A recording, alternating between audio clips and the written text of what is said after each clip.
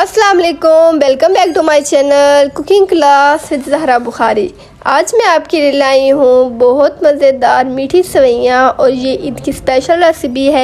मीठी ईद पे बनाए बहुत मज़ेदार मीठी मीठी सेवइयाँ और ये घर में बहुत फटाफट तैयार हो जाती हैं और सबको बहुत ज़्यादा पसंद आती है। तो आइए चले करते हैं रेसिपी का आगाज़। जाते जाते चैनल को like share comment and subscribe ज़रूर कीजिएगा और बेल को भी ज़रूर प्रेस कीजिएगा ताकि हमारी हर न्यू अपलोड आप तक बआसानी पहुँच सके। तो चले करते हैं स्टार्ट। बिस्मिल्लाहिर्रहमानिर्रहीम। अस्सलाम वालेकुम वीवर, के हाल है? ठीक हो? इंशाल्लाह आप ठीक होंगे। तो आज बड़ी ज़बरदस्त रेसिपी है ईद के हवाले नाल, क्योंकि सवैयां वाली ईद है तो फिर सवैयां ही बननियां चाहिए तो बहुत मज़े दियां भी होनियां नो ते हैन भी आयल फ्री, कोई नुकसान भी नहीं देने वालियां ते जल्दी जल्दी बनने वालियां। अगर मेहमान आ बन तो जल्दी जल्दी तुसी बना लो।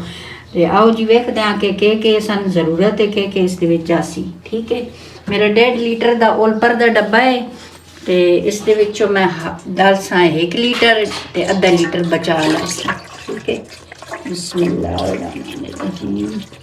ये लीटर दूध डाल लिया। इस दे विच डालसा थोड़ा पानी, क्योंकि जो डब्बे वाला दूध होंदा है बड़ा ही गाढ़ा होंदा माशाल्लाह। तो इस विच तकरीबन स्टील का 1.5 गिलास असी डालसा, तकरीबन हाफ लीटर कर लो। तो हुण असी जी मेरा 1 पैकेट है सवैयां का ये आला बड़ा, इस विचों हाफ असी क्रश कर लिया, क्योंकि ये लंबियां लंबियां नहीं अच्छियां लगदियां। इसन क्रश करके डालिया करो, ठीक है, ताकि वो चम्मच ते भी सही आ जान। ये असी रख लिया कितनियां जासन, ये फिर थोड़ा बाद दसदियां कि इलाचियां ने इन्हां दे मूँह खोल लैन ताकि इसका जायका बहुत अच्छा होंदा, बड़ी खुशबू आती है इन्हां दी। ठीक हो गया जी। 4-5 उबाल दिवा लैनो ताकि अच्छी तरह दूध पक बने। इस भी डाल दें 1 कप चीनी का। ठीक है, तुसी अपने टेस्ट के मुताबिक डाल ले आए। इसके अंदर डाल दें सवैयां 1 कप क्रश करके, 1.5 कप चला गया। ठीक है, ये बहुत मज़े दियां बन के तैयार होनियां, खसूसन रमज़ान वाली ईद ते बहुत मज़े दियां लगदियां जी। पिस्ता बादाम पीस लिया तो अद्धा असी रखसा गार्निश वास्ते। इस और कोई फालतू चीज़ नहीं जानी। ठीक है, बस ये चीज़ां जानियां तो माशाल्लाह बहुत मज़े दियां बनदियां जी। माशाल्लाह जी सवैयां बन के हो गई तैयार, बिल्कुल इतनियां थिक होन ना तो ठीक होनियां नो। फिर इन्ना जड़ा तो उतारना ना फिर भी इन्ना अजी सगणिया होना नहीं, फिर ज़्यादा थिक होवन तो अच्छियां नहीं लगदियां। ठीक है, तो इस दे विच कितना आधा किलो पानी गया, आधा किलो मेरा सॉरी दूध आ, 1.5 किलो हो गया। तो हाफ पैकेट इस दे विच सवैयां दा गया, बड़े आला हाफ पैकेट। 1 कप तुसी जेड़ा भी कप लै लो, बराबर 1 कप है चाय आला जेड़ा तुसी वो अपने हिसाब नाल डालो।